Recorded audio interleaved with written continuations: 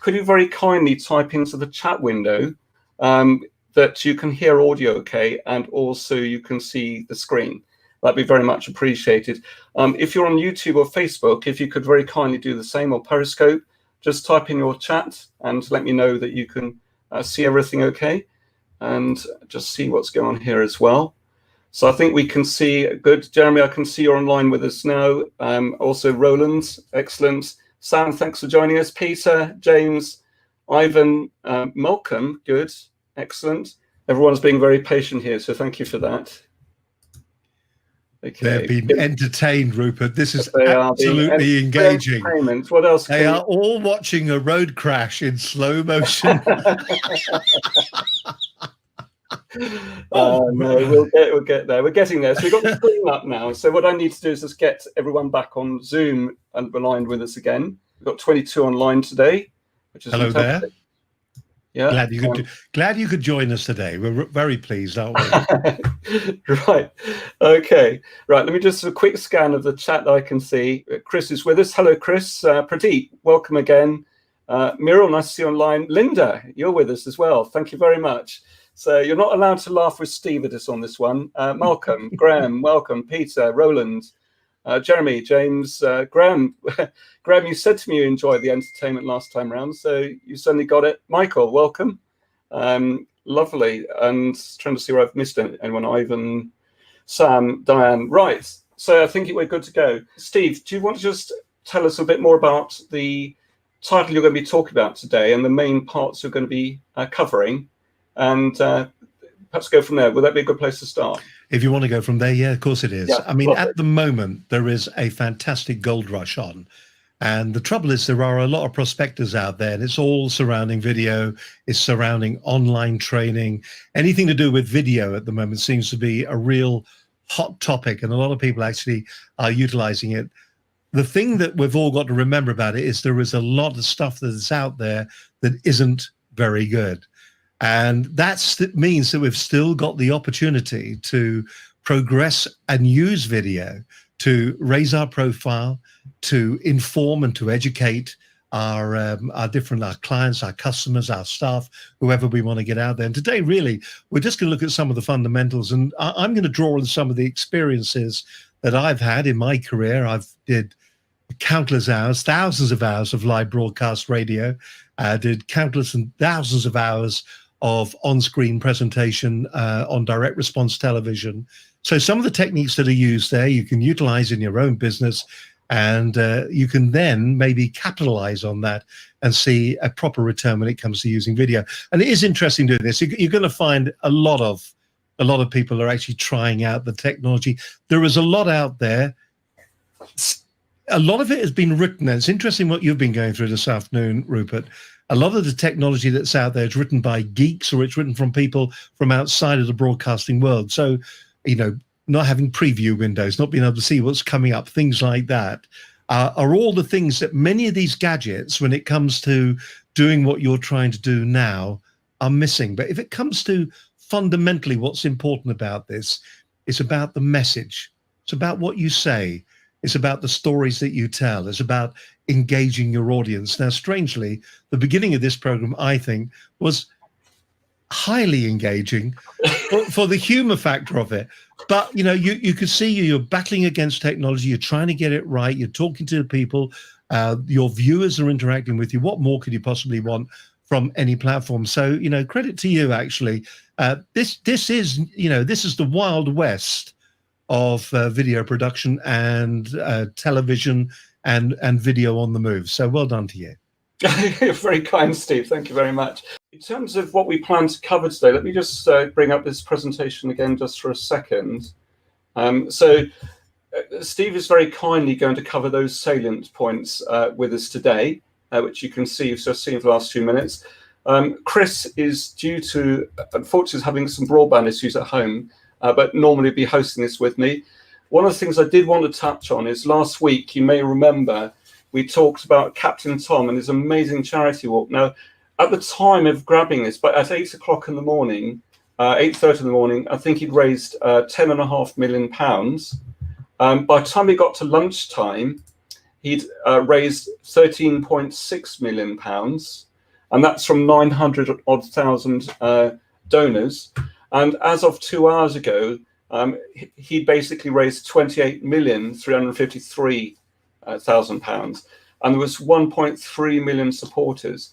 So I think there's several things here. It's obviously the human interest story behind this, and how one man, amazing man, who set out with a goal to raise £1,000 by doing 100 laps of his garden.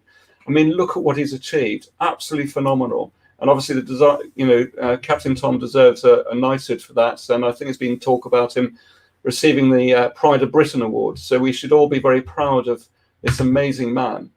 Now, on the back of that, what we did last week was we talked about the 90-day challenge. And the 90-day challenge was based around mindset, health and fitness, supporting you and supporting others, investing in your future and growing your business. And it's a little bit of an open challenge to everyone. Because what we're basically saying is over the 90 days, if 1,000 of you, for every 10 of you that take part, will donate £10, or Business Growth will donate £10 to the NHS, the objective would be to get enough people involved that we raise £1,000 towards this excellent cause. And Business Growth will be very pleased to do that. All we're asking you to do is to be an active participant in this. We're not asking for any money from you per se. But the way you can do that is by actually registering for this 90-day challenge via our website. But broadly speaking, if you were to go to a particular page on the website, you can complete this this questionnaire, and that's a way of entering the challenge. You get a copy of what you've put down for yourself. You can also nominate an accountability partner as part of this. And also, if you want to nominate 3 other people so we can make this go viral as much as possible, then that's really good. But the bottom line is that we just want to, with your help, to have a massive impact on all those amazing people who are doing all this good stuff for us in the NHS and in the care homes and everything else. But Steve, fundamentally, would you be able to tell us a little bit more about how you would see it being important to position yourself as being an authority, as an expert in the space? What would you like to really share on that part? We're talking about? I think the thing is that the reason that we position the program that we do like that, to position people as industry experts, there is a vacuum of people out there who can go along and talk intelligently about particular topics or subjects. And the broadcasters are looking for them. Industry is looking for them. They're looking for people who are innovative and have a view, have an idea. And it's from that, of course, that it will generate great new ideas. And those people can actually be vanguards of new ideas, and they can be the leaders within an industry. The issue that broadcasters have at the moment is there aren't enough ready-made stories out there. No, but it's important that the broadcasters are actually looking for people who have the knowledge and have the skills to actually project and to solidify the image of their industry or their business or the service that they provide. And that's what they're looking for. People that can string a sentence together and can actually tell them the answers that they need. It's interesting at the BBC, for instance, if you were to get onto their roster, starting maybe on commercial radio or local radio rather, and then working your way up to national radio, then on to regional television, and then on to national television. Once you start that journey, it's very easy sometimes to find yourself going from, having that interview on a local radio station to being interviewed by the BBC News at 10 o'clock, because you've got the right view and the right outlook and the right explanation for what's going on. And the thing that's so wonderful about that, one airing, one show on the BBC, and you will end up talking to more people than you will meet in your life. So that's the opportunities that are out there. Now, if you don't position yourself as an expert, what are you going to position yourself as? We've all got an opinion. So step back for a moment and look at your opinion and think to yourself, well, do you know what? With that opinion, do I have an expert comment that I can share with other people? We all do. Everybody thinks they're right, and everybody will have a view. Yeah. I mean, one of the things I've been very privileged to know, so I've known Steve now for about 3 years, and normally it's the other way around. Steve, I'm in the hot seat. Steve is asking me the questions, and you produce, is it nearly 300 programs you were telling me? It's nearly 300 programs, over 400 hours of content is up there, all targeting the business communities. And we've had some We've had some fantastic guests. In fact, honestly, all the guests have been experts in their own fields. They've been very good. The thing that we have noticed, though, over the 5 years that we've been doing it, is that some people will take that content, that asset, and they will go away with it, and then they will use that asset to promote and to market themselves. And some others won't. And the thing about this is that we sometimes feel that this is a very disposable medium that we're in. A bit of video here, we share photographs willy-nilly. Will people come back and watch this again? The answer is probably yes, they will. Could it be repurposed? The answer is yes, it can. In fact, you can take out the bits where it didn't go quite right, and then expand on the bits that did go right, repurpose it, turn this into a press release, and all of a sudden you've got something that's a very valuable asset to your arsenal when you go out there and you are promoting yourself and your business. But so many businesses think that it is one and done. They think they go in, produce a video, never look at it again. It's the same mentality that we see with these brochure websites, sites that never ever change. You go onto the site today. Well, does your site today reflect COVID-19? Does your site say at the moment that you are still open for business? Or does it say, we're very sorry due to circumstances, blah, blah, blah, blah, that you can't get any service from us, we're closed? No business is closed at the moment. We're all working from home. We're all doing it a slightly different way. So opportunities are still there. And what we don't do is that we don't capture enough of those opportunities with the content that we make in all the different platforms. If you're running an advertising campaign, do you just concentrate on the advertising campaign, the copy, the pictures, and all the rest of it? Don't you do a press release around that? Don't you then take the copy and everything that you've produced and turn that into a video? Even if it's a stills video that you're using with PowerPoint or something, it's that repurposing that we all seem to miss out on. Yeah. And I think there's a lot to be said for that. And one of the things that Steve and I've really enjoyed working together on different initiatives is as a good example, Steve, you're brilliant on repurposing everything, aren't you? So you'll stream across multiple channels. You've got a really good studio set up, and you also, not only that, every single program you put out on iTunes as well, if I remember correctly. It goes up on iTunes. So what we try to do is we try to get it out to as many platforms, as many eyes as we can. And we're not seduced by the vanity of numbers. This isn't a numbers game. I would rather it was watched by 3 people who interacted with it than 3,000 people that did nothing with it. Yes. But we are driven by numbers. All the social media platforms drive us with numbers. They drive us with likes. They drive us with views. The analytics can sometimes be misleading. We sometimes hear people talking about the length, the duration of a video. Now, I'm a bit outspoken about this. There are some clients that we work with, and they won't have any content any longer than 3 minutes because their analytics say after 3 minutes, people switch off. The chances are the reason they switch off is A, it's not relevant to them, and B, it's just not engaging. And honestly, you go online right now, there is a sea of rubbish out there. You don't have to be that much different to be the best of the bunch at the moment. Steve, what you very kindly shared about being an industry expert and authority and being able to multi-purpose things, what I've been very encouraged with is 18 of you are still staying on, plus obviously 3 panelists. So thank you very much for your support. And obviously, those of you on YouTube or Periscope or Facebook, if you want to put something in the chat on there, by all means do so, and we can pick that up on this slide as well. So it will appear somewhere. Sorry, you'll be there. Sorry? It'll appear somewhere. Yeah, somewhere, exactly. Chris, Steve, you very kindly talked about something else, which was really about building your brand success story. And storytelling, because we see a lot of people now on LinkedIn saying that they are storytellers.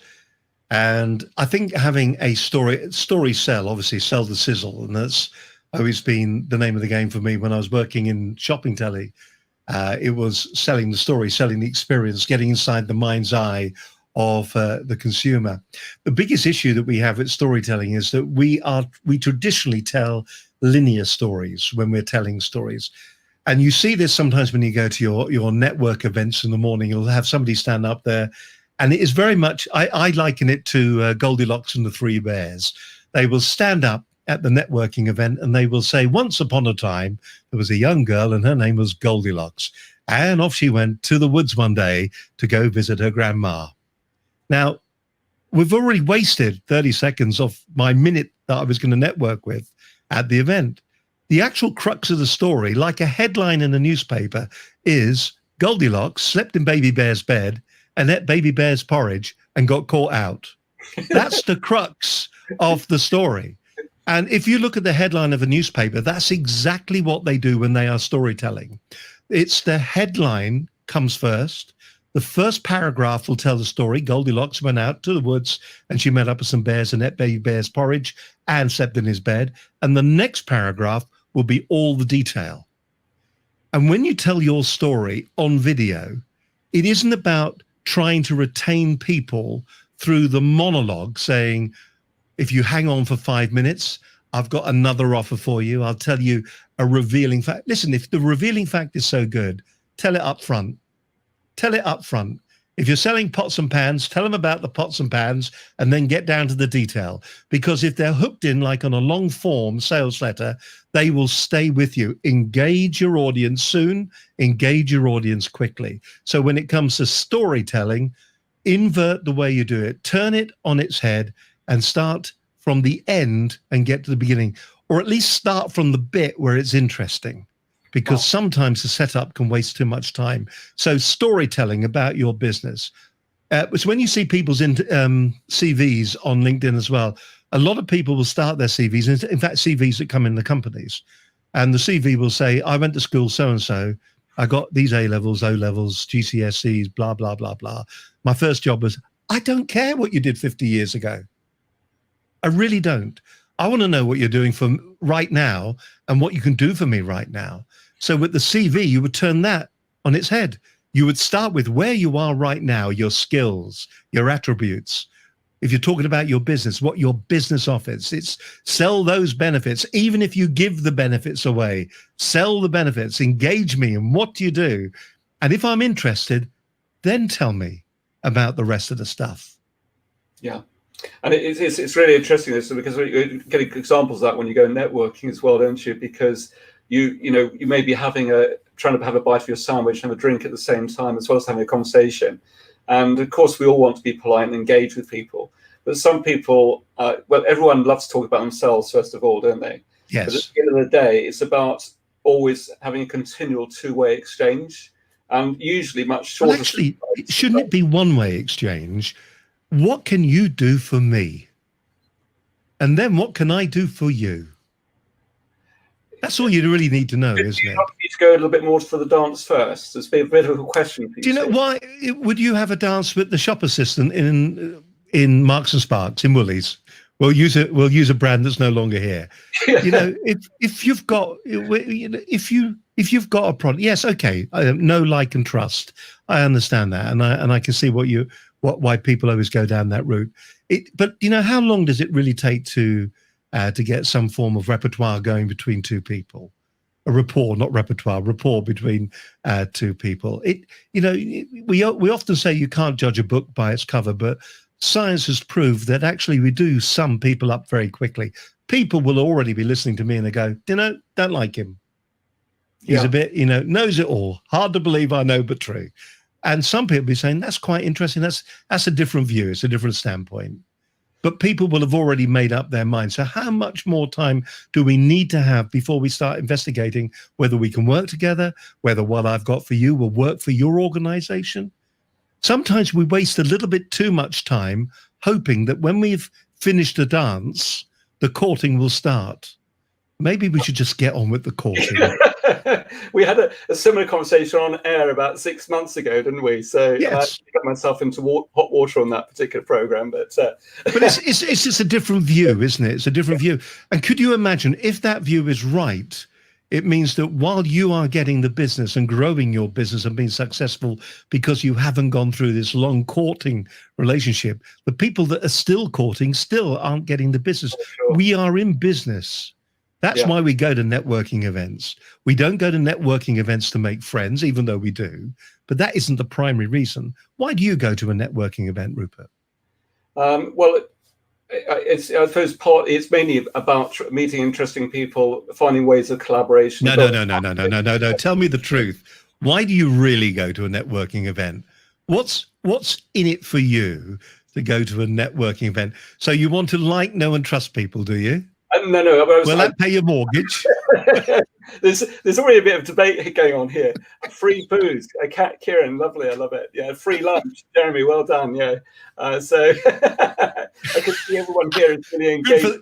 Free lunch. I mean, honestly, I would say a lot of people probably do. Hello, there you go. You're back again. A lot of people do probably go to networking events for the food.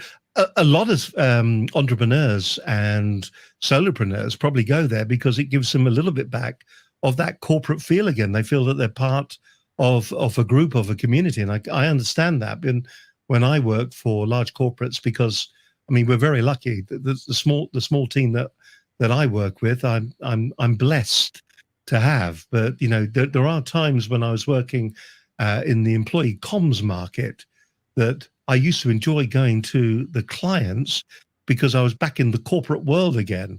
You know, you're walking down corridors where there's other people to smile back at you. And I, you know, kind of missed that, for some of the stages. But, you know, today we're very lucky because of the way Business Connections Live has grown and evolved. Yeah. No, exactly. That's a really good example of that. So that's storytelling, Rupert. So storytelling. Stand it on its head. Yeah, no, exactly. And I think just pick up on your point about generally about networking as well. And this is a little bit of healthy debate going on here as well. For me, it is about building up great connections with people who know, like, respect and trust. But for me, I very much recognize the person I may be having a conversation with. They may not particularly be a good client for us, or the other way around. But what they will do is invariably know. You are indirectly client hunting, aren't you? Yeah, indirectly, that's right. And it's also about finding. So the know, like, and trust is what all the marketing gurus will say. Yes. The ones that write the books. That's who says the know, like, and trust bit, isn't it? Yes. What you're going there for, you are going there for a tangible reason. When I was doing shopping TV, there is no point in standing there and people liking me when I'm trying to sell a pot in the pan or a jewelry ring or a piece of high-tech equipment. What I've got to get to is I've got to get to what's in it for them, the benefits of why they should get this, to get inside their heads. We go to networking events to make contacts for people to phone us up, or for us to be able to phone up people to make sales.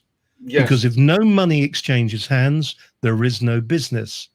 You're either going to do business or you're going to a social event to have dinner or breakfast.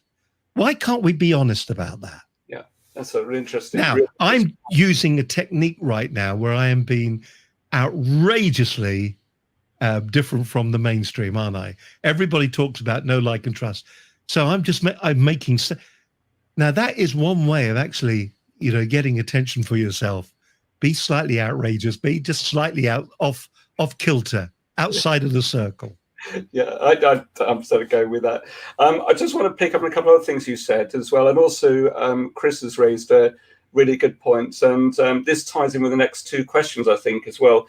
Is something we talked about, that you're going to discuss, was about repurposing content for social media campaigns. We discussed that to a degree earlier on, but you might be able to add a little bit onto that. But also why embedding video on websites will improve SEO. And I think that may tie with Chris Cooper's question, in case you can't see it, which is basically any recommendations around best tech for creating online content. So, the online content, I mean, I don't know how StreamYard will archive this particular stream that you have afterwards.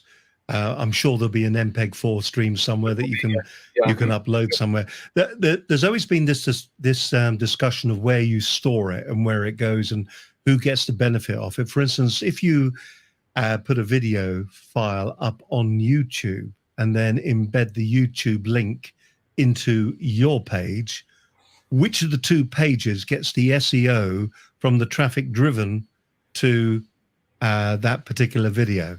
And the consensus of opinion actually was that it's going to be YouTube who will benefit from it. And you'll notice on YouTube as well that there are things they don't backlink from the descriptions very well. It's a no follow backlink. So unless you put, you know, the full, it's a bit like this SEO juice that you get. YouTube has got loads of it. It is the second largest search engine out there. And when you've got a video sitting on it and people go to it, the people that are benefiting, of course, are going to be YouTube. If you put the same video onto your website, then the people that are going to be benefiting people watching that video is going to be YouTube still. And it's always been that way. There are other companies that will allow you to embed a bit better. I think Wistia is quite good. They'll bring some of their Wistia juice with them, the SEO. But it's really around what you do then around the video on your page where the SEO is going to really, it's going to really work. And if you're lucky, Google will pick up the page as well and display both the YouTube version of it and your upgraded, your V8 version of it with all the keywords and everything like that sitting on your website. But, you know, video is like, it's going to drive traffic to you somehow. It's getting them back to your website, getting that footfall. That's going to be the hardest bit. Yeah, and I think the other part that's really interesting around this as well with, and this isn't my area of expertise, by the way, but is, for example, if you would take pixel tracking as a case in point, say with Facebook and with YouTube, is, for example, if you were to drive, a number of you today have come via LinkedIn or via email, because sent you an email. But if you go to a particular page on a website, because the way that YouTube and Facebook and the others will put a tracking pixel on there, that we wouldn't necessarily know you've been on our website, but no. Facebook does, or YouTube does, or LinkedIn does. Now, the good thing is what you can do with that is also some retargeting. So whilst on one hand, it may or may not benefit from you an SEO point of view, on the other hand, you can do some quite clever retargeting as well behind. Yes, you can. Clever retargeting. And I think the thing is that you think of the videos really as a way to be driving traffic to the site by people, by human beings who see what you're doing on. I mean, we use YouTube as a primary channel to deliver. In fact, we've seen the responsiveness, the engagement on YouTube kind of drop off a little bit. The place where we seem to be making the biggest traction is, of course, on LinkedIn at the moment, LinkedIn Live. That's, we get lots of traction, right audience, right kind of people coming onto that. The issue that you have there is, and nobody's quite certain about the way the analytics work, there's confusion over who is right or who is wrong. If you embed a video into LinkedIn, does that work as well as a video that you point to on LinkedIn? So, for instance, you can put the link in, it'll show the holding frame for it or whatever, but it'll be taking you away. Most people are saying now that if it's embedded into LinkedIn, if it's part of the LinkedIn culture, then you'll get better traction to it, and it'll show, the algorithm will show the video to more people. But yeah, that's very confusing. And they say the best thing to do is to, if you're going to put a link away from LinkedIn, put it in the comments section. So have your core section at the front, maybe the holding frame from your video in your post, and then in the comment below, put where you want them to go. If you want to take them to your website, that's where you put the offer in the comments. Yeah, it's a really interesting point, this, because I know definitely on LinkedIn, if you were to upload a video directly to the platform rather than put a link, they do give you much better traffic for that. And I think I've heard from you, Steve, and also from other sources as well, that's the case. But do remember, a view is 3 seconds. That's a view. So when you wake up in the morning and you put your video up there and you go, oh my, I've had 1,000 views. That may be 1,000 3-second views, because it just has to be longer than 3 seconds for it to act as a view. Otherwise, it's a mistake. Yeah. Yeah, and that's really interesting. Okay, so that's really interesting. So, Peter, hopefully that's answered your question a little bit, because you've asked about, I don't know if Steve, you want to add anything else onto this, but Peter's asked the question is why people don't post video on their own website instead, rather than putting it necessarily on YouTube. The reason for that is intrinsically, it's the size of video, and also the fact that when you put it onto YouTube and you put it on Vimeo and these professional platforms, remember I was talking earlier on about the way it processes the video for the different things that it's going to be looking at. So if you're on a smartphone, you're getting a completely different file from what you would get if you're on your PC. Now, in the very early days of embedding video onto websites, what you would do is you would take your core video, so that would be your high-res version, and then what you do, you would create a lower res version, very low res version, smartphone version, and all of those would be uploaded onto your website. And then what would happen is the player decides which of those particular versions of the video it should be playing. Well, things have moved on now, and most of us are using, well, a lot of us are using WordPress sites, and you're going to end up. Is your WordPress site going to have the bandwidth just in case you're hit by a number of people? That's the reason you don't put it on your own website. You just take up too much space, too much bandwidth, particularly if you're on a shared server. You could just down the server if maybe 100 people were to come on there, all taking the high-res version of your video. Yeah, no, exactly. And, for example, I know from experience about 10 years ago through another organization, we were running, at its peak, we were handling 20 or 30,000 calls a month, but we managed to attract the attention of the national press and also TV as well, national TV. And we suddenly found very large amounts of traffic or hitting our website at once. Fortunately, YouTube was very much around then, and our videos were hosted on YouTube, embedded into our site. But fundamentally, I'm pleased to say our website actually was able to withstand the traffic. But there's absolutely no way if those videos had actually been embedded on our site. But that's because then you're putting all the strain then on your server, and that's the beauty of these. And remember. The other thing about YouTube to remember too is it is a free service. So just be aware that it is a free service. I think we all need to have in the back of our mind a plan B when it comes to, to YouTube. Why do YouTube allow us to have this fantastic resource for free? We are the commodity. Yeah. We are the product. So do remember that it's in their interest to drive. Their interest is to drive people to the content that is on there, to the right eyeballs, so they can put advertising in front of, middle of it, and at the end of it. Right. No, is that me being cynical? I hope not. Yeah, no, not at all. I think it's a great points coming here. You've already talked about.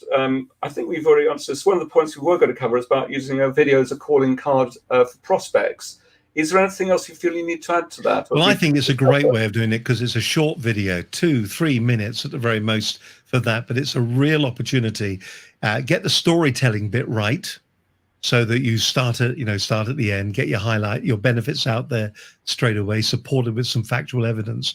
And then when you walk in the door for the first time, what a great way of sending an introduction of yourself. By the way, we haven't had a chance to meet yet, but when we do meet, I thought I'd just send you this video as a quick introduction of who I am. They just get a feel for you. They see the whites of your eyes. You can read so much into the way a person is. And I think that's why using video as a calling card is a fantastic opportunity. There is a number of people, when we interview people, we sometimes will do edits after the program for them. And a couple of the guys that we did specific edits for, where we did a second interview, which was purely sales orientated. The whole idea was as a calling card. The response they had back was tenfold. It was they got their money back in droves because what they did, they identified what their core message was. It had the novelty factor of being sent. I mean, you use BombBomb, don't you, Rupert? Yes, so this is a personal email. We found BombBomb as a video email platform is really, really good. And the open rate is phenomenal on that. So it's the same principle. People do like to watch things. And, if you've had a conversation, what a great way to solidify your image, your reputation, your brand in your, future customer or your existing customer's eye. It's a great way of doing stuff. Yeah, no, it's also a lot quicker as well. I mean, I don't know about you, but it's obviously all entirely my fault because I've only got myself to blame. But because we've got a very large email list, we've got about 68,000 businesses in our email list. Not surprisingly, don't be rude, Steve. I know what you're thinking. So where are they all? Yeah, exactly. So, but the interesting thing is, not surprisingly, it generates a lot of email traffic and also generates conversations elsewhere. Yes. And of course, it's ironic, but actually, although I personally use email all the time, like we all do I like email? Not particularly. To me, it's a very cold means of communication. But the nice thing I like about video email, to pick up on your point, is the fact it is much more personable. Yes. And also, to be frank, it's actually a lot quicker a lot of the time. The other thing, the other thing that's interesting about it is the way you can personalize it. There's an interesting trend at the moment. When people go on, it's the linguistics that we use when we talk to people. And you'll see this a lot on YouTube. Hello there, YouTubers. How are you all? You're doing a show. You're doing a show to loads of people. And it was interesting because I'm a bit of a sad man. In my spare time, I will troll around, and there's a few websites that I really enjoy. There's Leo Laporte's This Week in Technology, TWIT, which is an American-based technology network. There's another part of it, though, called TWIRT, This Week in Radio Technology, from the turntable to the light on the top of the tower. And the guy that presents it like a radio show. He's got the voice of a god. He's an engineer. It's beautifully produced. But do you know what he does? He talks to you. He doesn't talk to folks. He doesn't talk to YouTube. He doesn't talk to LinkedIn. He says, hi, thank you for joining me today. And that is the power of the video. Right now, I know once again, the vanity of numbers, there could be thousands of people watching this. When you're on the radio, there are thousands of people listening to you. But in the UK, we always say, how are you today? Thank you for watching. If I'm watching on a smartphone, I'm watching you. One-to-one is what we're doing. And I think, once again, our linguistics are important. So when you're doing the video, don't talk to folks, don't talk to a crowd, don't talk to an audience, don't talk to all of you out there. Talk to you. Yeah. I think you like that pointing. It's really good. It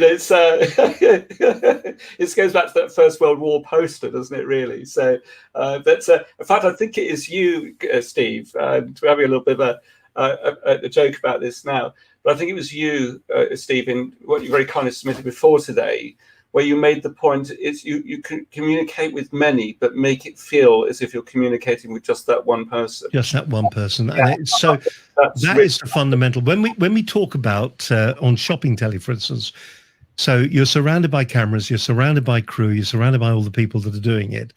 But when you're looking down the lens, if you're talking, shall we say, about a piece of jewelry, and you're talking about that.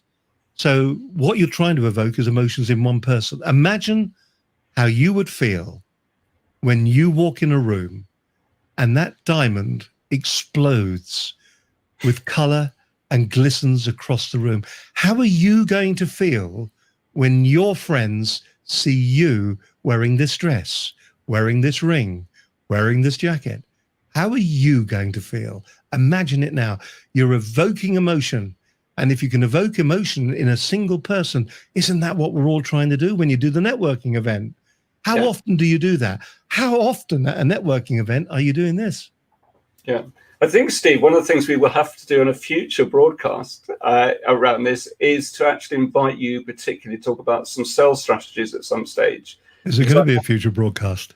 Sorry? Is there going to be a future broadcast? Well, of course, you might choose to boycott it. No. But you're right. I think if we, and also we're making it a bit of fun as well tonight. And, there are people they could be doing a lot better things perhaps maybe, but, hopefully some of the information is of use. I mean, we took, position yourself as an expert, do that. Get your storytelling right, do that. If you make the assets, repurpose the assets, get the maximum mileage you can out of it. You've obviously come across Chris Cardell in your time, big internet marketeer. He's very, Nigel Bottrell's another one. all of these guys, what they do, they're not saying anything particularly new anymore, but what they're doing is they're taking existing content, they're making it their own, and they're repositioning it. They're relaunching it. Every time they say it, it's as if it's the greatest new idea. And we could all learn a lesson from doing that. Yeah. So with the video, repurpose it. Take the video, go to rev.com or something like that, get it transcribed, and then turn that into a presentation, a slide presentation, a webinar that you can give. You know, do all of that with it, repurpose, make the short video, send it to your clients. It's going to be a great way to introduce, but the stuff that's in there as well, repurpose that. Make the press releases. What are you doing that's slightly different? What's newsworthy? What's newsworthy at the moment? The broadcasters are all looking for something that's going to be a story, because they don't have time to go out there and to sort one out themselves. So what they're saying to you is, come to us with the story that we ready-made. Major Tom, Captain Tom, he is a ready-made story. What a fantastic, fantastic individual, a fantastic man he is. But whoever went to the broadcasters with that was a ready-made story. I mean, you couldn't write it, could you? No. 100-year-old, 100 laps, raising money for the NHS. You're going to get cameras. Is there something in your business? Is there something in the world where you work? Is there something that you do that is already a story that other people will be interested in? Well, if it is, then sort it out and let the broadcasters know. Yeah, no, that's brilliant. And it's really interesting how a lot of this stuff works as well, because obviously what I'm trying to do is look at the chat at the same time. I'm very conscious as well that we've missed some of the questions. And interesting enough, it shows what happens in real time on social media, because this communication program we've got going now, obviously people on Facebook are beginning to realize that this is on here now, and we're getting lots of comments and feedback now. Really, them nice comments. Yeah, most of them are nice. So let me just deal with some of the questions that are outstanding, if that's right. Now, thank you for you guys interfacing on Facebook as well. But let's just pick up some of the questions from earlier on, which I may have missed. Renato, you've made a really good point. I'm not sure I fully understand it, but you were saying that I've been parallel presenting to 150 people in the US and in Mexico. And in effect, if I've understood you correctly, that you're now able to give them your undivided attention. So you've been able to communicate with people on a one-to-many basis. But because they got a very good relationship with you, you've been able to pick up a lot of those conversations afterwards. If I'm understanding that point correctly, then I completely get that. Chris is asking a question about a video on an iPhone. Is that good enough? Yes, it is. I mean, in these things, there's a 4K camera. The things you're going to miss out on things like depth of focus. But for instance, where I'm sitting at the moment, this is obviously green screen here. Is behind me, and I mean, these are just sensational. In fact, I just got a small in the studio. What we've got is 4 cameras, full-size cameras. 2 of them have got teleprompters on the front of them, and we have another camera above us. The technology now would allow us to shoot the same footage in our professional studio with 4 of these, because these are all NDI capable now, which is network digital interface. So I can connect these without any cables. iPhones are terrific. I've just purchased a very small teleprompter for the home studio, which is sitting there. And I'm looking, it's got nothing on it at the moment.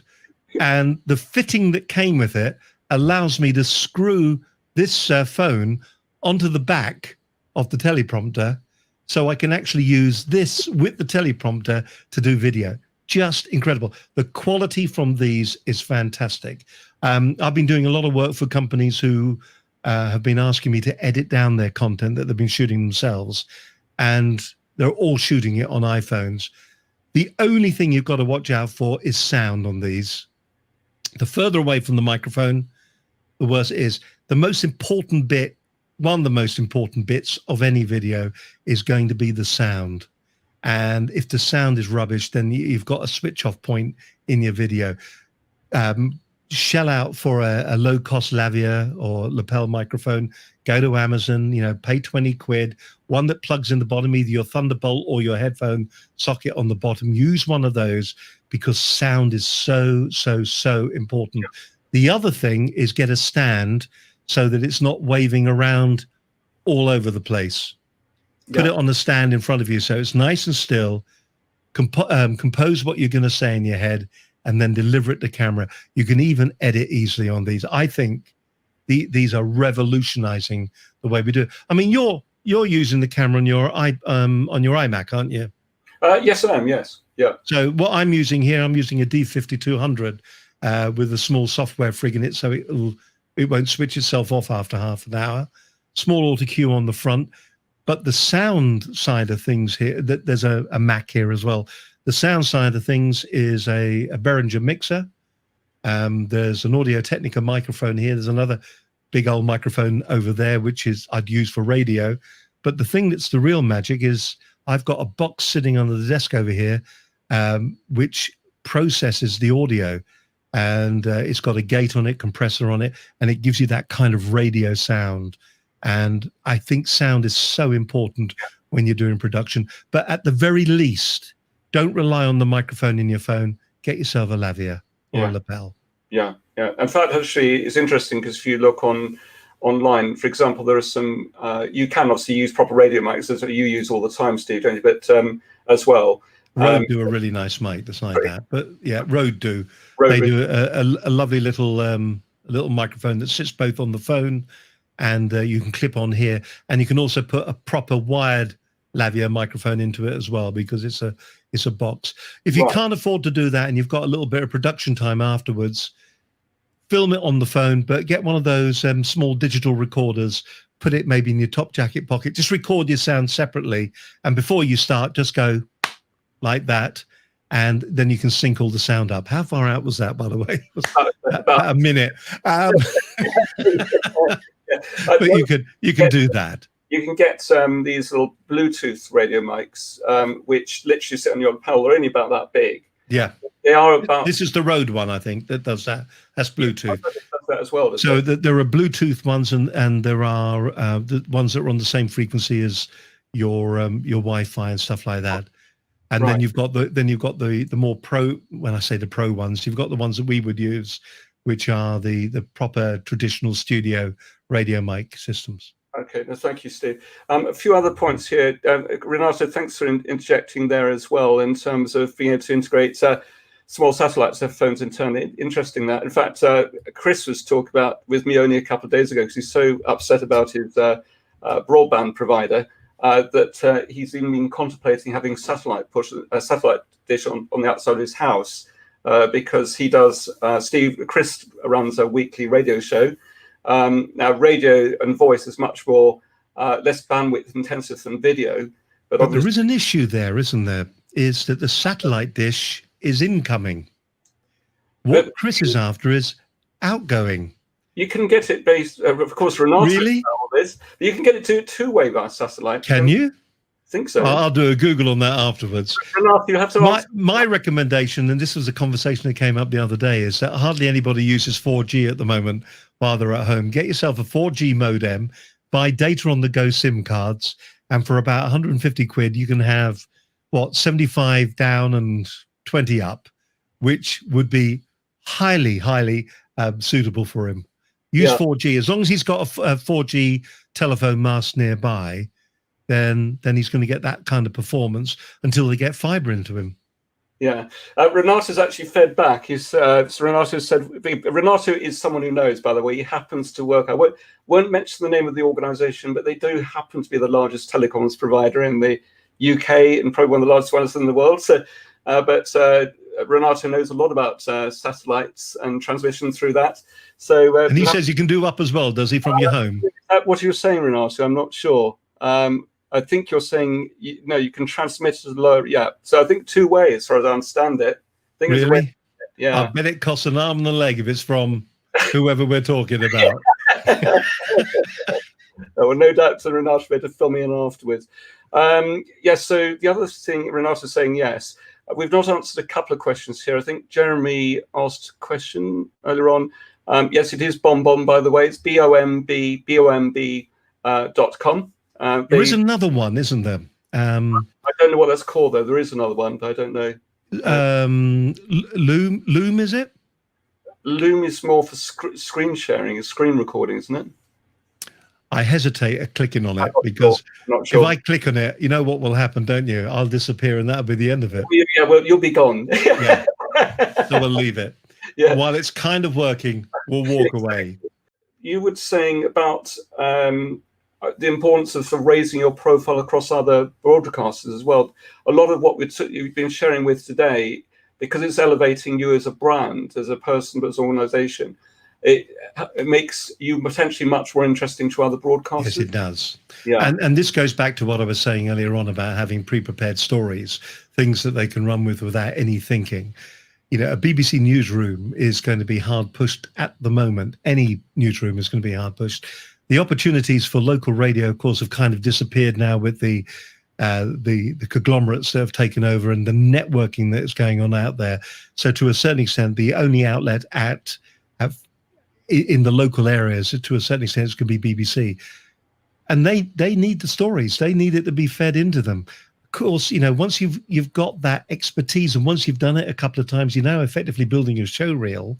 And that means you can send it to other broadcasters. You know, go to Sky and say, I'm an expert on this. I've shared my opinion on X, Y, and Z. Maybe you'd be interested. Here's what I look like. I'm televisually ready. Would you be interested in talking to me? You know, so it's raising your profile, I think, and it's, you know, the kickback from that is going to be quite something, isn't it? It means that now, as seen on TV, and I've got a thing that I call AB, authority by broadcaster. So no disrespect, but the smaller the broadcaster, be it a webcast or whatever, that'll carry some authority, but not very much. As you work your way up the different broadcasters to the big national broadcasters, the authority by broadcaster then is, or authority by brand, is going to be absolutely huge. And that's what you're after. And that authority, a bit like the SEO juice that we were talking about earlier on, it rubs off on you. Yes. You know, did you see me on the BBC, on ITV News? Did you see that? That's the authority that you're after. Yeah. And I think that's going to help you as well for selling your product. If you're a speaker or something like that, a motivational trainer, a leadership, somebody, you know, does leadership training or whatever, to have that kind of tool in your arsenal to say that you've been on a national broadcast service, on national radio, even on local radio, I think will have a big impact on the way your business is successful. Yeah. I think that's sort of very good advice there, Steve. So thank you very much. I'm just going to cover a couple of things off very quickly and then come back to Steve in just a moment for some closing thoughts and words, if that's okay with you. You're very welcome to do is to find out a bit more about how you can drive more business through to your website and get clients, but also how you can develop and grow your business. But in terms of next week's strategy, it's going to be session is going to be about your 5 strategies for growth in times of massive market disruption. And this is broadly speaking what we're going to be covering. It's about dealing with that dreaded C word head on, understanding what may be holding you and your customers back. We'll be discussing about the importance of your products and markets and look at other ways you may be able to pivot your business if that's relevant. And look at the actions you can take now, bearing in mind what customers we do now for customers. Bear in mind they may not be in a position to buy at this point. It's about how you make them feel moving forwards and what steps you can put in place to grow your business, but doing it in such a way that you can really accelerate the growth as the market starts to return. So moving on from that, in terms of contact details, so there are some contact details there. Steve, do you want to very kindly give us a little bit of information about yourself and how people can reach out to you? I've got the email address on there on your website, but I did forget to put your phone number down there as well. So please do feel free. If you want to give us a call, the lines are still open, 01784 256 777. That's 01784 256 777. You can always drop us an email to studio@businessconnectionslive.com, or you can just go to the website at businessconnectionslive.com and see all the programs that are there to help. And if you do want to link in with me, I'd love to chat with you on LinkedIn. You can be part of my little community. Just find Steve Hyland on LinkedIn, the grey-haired one, this one, Business Connections Live, and we'll go from there. But I'd love to chat to you. We've got some exciting things coming up. If you want to watch the program, we're live every Monday at 12 noon. Next week, we're talking about marketing in while we're going through this pandemic at the moment.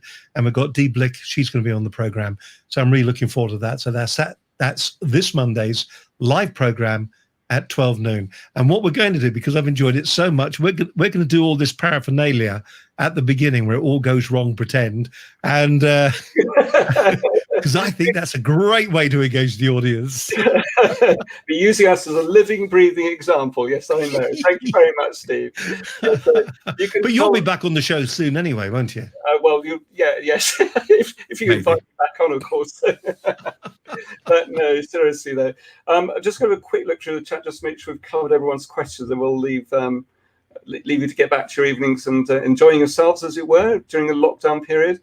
One last thing to say. Am I allowed that? Oh yeah, please do. Yeah. When you're doing your videos, try to look at the camera when you're doing them. Yeah. A lot of people get very confused. If you're looking at your, he says, closing down his iPhone. When you look at your iPhone, what we tend to do is we all tend to look at ourselves as the picture, but the camera is up here. So when you're doing your videos on your iPhone, what tends, a lot of people will do this. Yeah. And that can be very distracting because it doesn't feel like you're talking to me. Even when we're doing this, I mean, as I said, my camera's above my monitor. There is a tendency, because I want to watch the program too. And for me to watch what's going out, I have to do that. Yeah, yeah. And I disengage with my audience. So remember, look straight down the camera lens. Let them see the white of your eyes. That's a very good tip. Anyway, guys, look forward to seeing you for next week's program, which is at 5 o'clock on Thursday, as you'd expect. And of course, you're very welcome to join Steve at Business Connections Live on Monday. He does generally do a great show, and always very grateful for that. Chris, I know you can't interject. You've just added in the importance of lens, which stands for look at camera, E for smile with the eyes and teeth, N to minimize noise, and S for space on the screen. I split into 3 segments and position in the middle of one of them. Okay, that's interesting. I think you'll talk about there in terms of the rule of 3/3 and the way the image. Oh, right. Yeah. So a third down from the top. And if you're going to position yourself on camera, there is a good place. Yeah. Okay. There is a good place. And what people tend to do is they tend to position themselves like that. Hello, everybody. You don't want to do that. And we didn't really even talk about content, but if you go onto LinkedIn and link in with me, I'll send you over a form that explains a little bit how you should be constructing the content that you're using when it comes to putting your videos together. Yeah. That's absolutely brilliant. Thank you ever so much. Well, thank you everyone for joining us this evening. I really appreciate it. A big thank you to Steve. Also, Muriel's been very silent today because it's not been quite possible, but she's been behind the scenes trying to answer the questions. And Chris, thank you very much to you as well. You've done fantastically well under the circumstances. So have a wonderful evening, everyone. Thank you very much indeed for joining us. Take care. Thank you. Bye-bye.